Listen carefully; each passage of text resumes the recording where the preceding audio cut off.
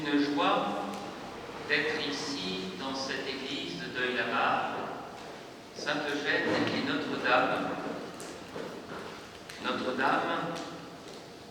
de la Nativité. Car en ce 3 octobre 2020, nous sommes à la fête de Sainte Thérèse de l'Enfant Jésus. Nous sommes dans le premier samedi du mois et le cœur immaculé de Marie nous accueille également. Mais nous sommes en un lieu qui est très important pour notre paroisse. C'est l'homme, c'est l'évêque qui, compagnon de Saint-Denis, a évangélisé aussi bien en Espagne, à Tolède, qu'ici même, et qui a été martyrisé comme citoyen romain né à Rome, non pas tué comme un autre, mais à la hache, comme ce vitrail le représente. Décapité, son corps a été jeté il y a à peu de mètres d'ici, dans le lac Marchais. Ainsi donc, nous nous retrouvons d'une manière étonnante. Alors que tout le monde a peur, et peut-être avec raison, et que peut-être lundi soir, de nombreuses personnes qui travaillent à Paris vont être dans l'inquiétude et la gêne, et vont devoir recourir à nouveau à ce qu'on appelle, depuis le mois de mars, le chômage partiel, et qui finit par nous faire comprendre, par la gêne que cela peut provoquer, et par une certaine pauvreté, ce qui est l'essentiel dans nos vies. Certes, le bon Dieu nous donne une grâce supplémentaire, parce qu'il ne pleut pas des cordes. Même, au contraire, le soleil nous accueille en ce lieu. En ce lieu où il y a tout de suite eu le corps déposé de Sainte-Eugène ici même. Nous sommes ici dans une succession d'oratoires, de sanctuaires, de chapelles, d'églises, plus particulièrement depuis le 8e siècle, où le seigneur mérovingien du lieu, Ercold, fit construire un oratoire en l'honneur du corps de Sainte-Eugène qui avait été repris des eaux du lac pour être déposé ici même. Le corps de Sainte-Eugène sera déplacé lorsque les Normands remonteront la Seine et inquiéteront la région. Il sera déposé dans l'abbaye de Saint-Denis. Mais auparavant, c'est donc les bénédictins qui vont être appelés à veiller sur ce lieu avec la soumission, le don qui est fait de l'oratoire de Sainte-Eugène à l'abbaye de Grogne, une partie des reliques qui sera donnée à l'abbaye de Grogne en Belgique, et la dévotion qui se développera par la prière bénédictine. Et quand on pense que ces voûtes aux chapiteaux mérovingiens que nous trouvons ici, et qui sont donc de l'an 900, de l'an 1000, et que même avec les agrandissements qui ont été faits, des parties gothiques que vous voyez dans non pas la nef centrale, mais la nef latérale, ces siècles qui ont donné chacun une partie de cette architecture, mais de chanter ici le chant monastique et le chant grégorien, alors même qu'il a retenti quand ici même se trouvait le prieuré Sainte-Eugène dans les années 1100, et que la première partie de l'église devenait paroissiale au titre de Notre-Dame de la Nativité, et que le chœur se trouvait être le chœur d'un prieuré de 12 moines, avec un prieur, dépendant de l'abbaye de Saint-Florent de Saumur, par la volonté des suzerains du lieu, plus particulièrement après Bouchard, Hervé de Montmorency. en 1060. Tout cela n'est pas de l'histoire, tout cela est une vie de foi sur des siècles, comme ces chants grégoriens, ces chants monastiques et cette voix de l'orgue. Je salue d'ailleurs ici un organiste qui joue souvent à Paris, qui joue à Saint-Eugène en remplacement de Touves, et Olivier Villemain, qui est natif de Deuil-la-Barre, qui a servi la messe ici même et qui a la joie de jouer de l'orgue pour cette messe avec une relique de Saint-Eugène. Toutes ces grâces et tous ces cadeaux de Dieu doivent nous faire comprendre que quel que soit ce qui va arriver, nous devons être abandonnés à cette providence et à cet amour de Dieu. Notre-Dame de la Nativité, le cœur immaculé de Marie, aujourd'hui, nous dit cet abandon, nous demande même de nous oublier pour réparer les offenses qui sont faites au cœur sacré de Jésus et à son cœur immaculé, selon la volonté de Dieu.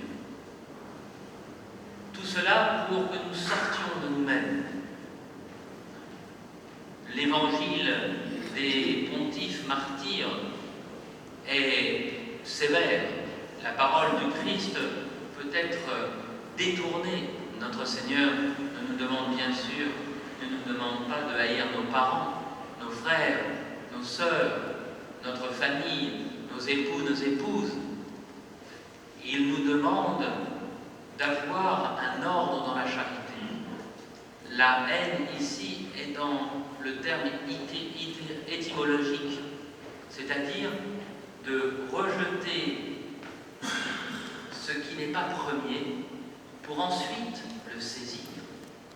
Nous devons d'abord aimer Dieu, Dieu premier servi, et de cet amour du Créateur et de la source de notre vie, de celui qui nous assure qu'après ce temps d'épreuve sur la terre, où notre liberté choisit entre le bien et le mal, pendant des années plus ou moins courtes, eh bien, notre Seigneur nous demande ensuite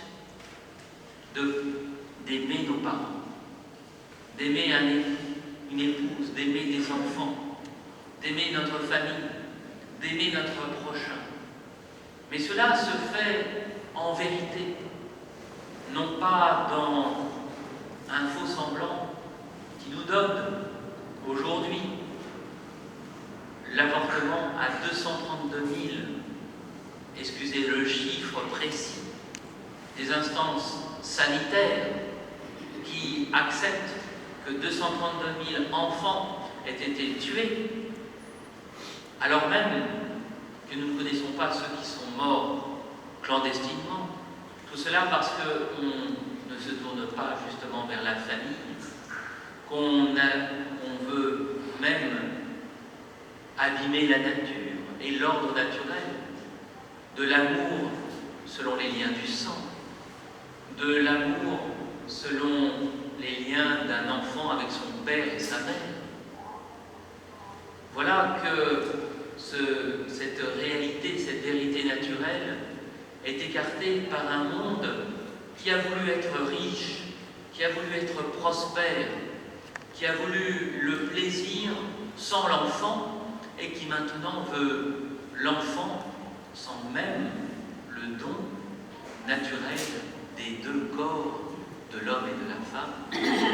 Nous sommes véritablement loin du véritable amour, un amour qui se développe même dans l'adoption, mais avec cette référence à un père et à une mère. Saint Joseph lui-même reçoit l'enfant Jésus comme un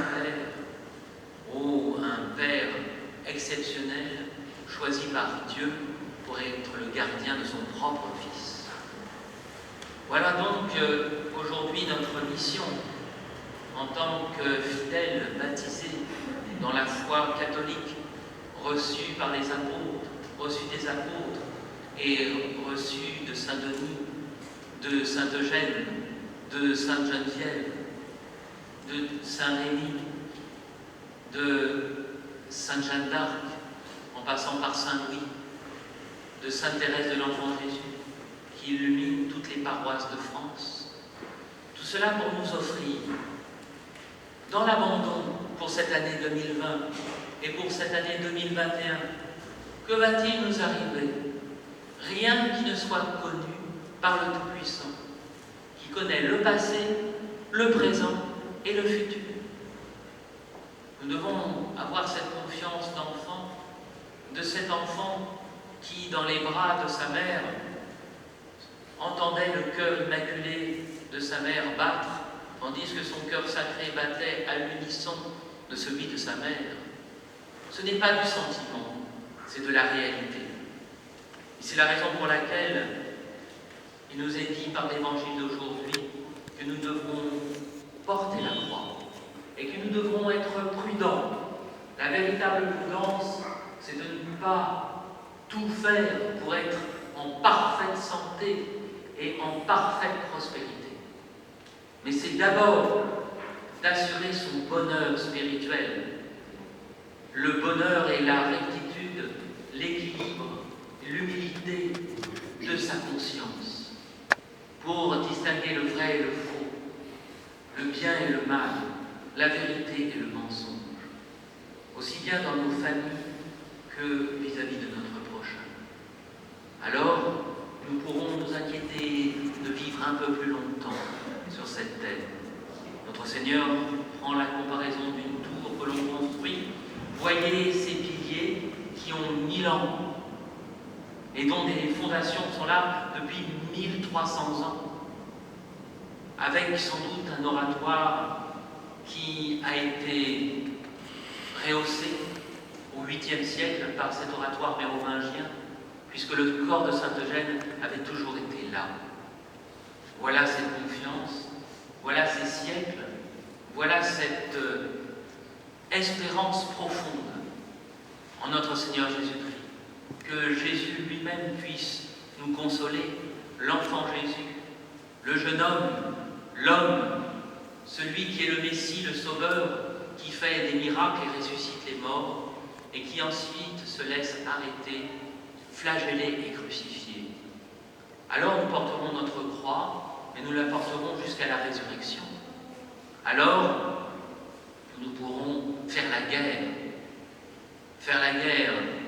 au mal, ou faire la paix et réfléchir comme ce roi. Si nous voyons arriver de loin l'agneau avec ses saints anges, que nous avons fêté hier et que nous avons fêté avec les saints archanges, que nous puissions ainsi fonder dans la foi, l'espérance et la charité, être prêts à toutes les grâces, à toutes les joies et à toutes les épreuves pour cette nouvelle année. Au nom du Père, du Fils et du Saint-Esprit.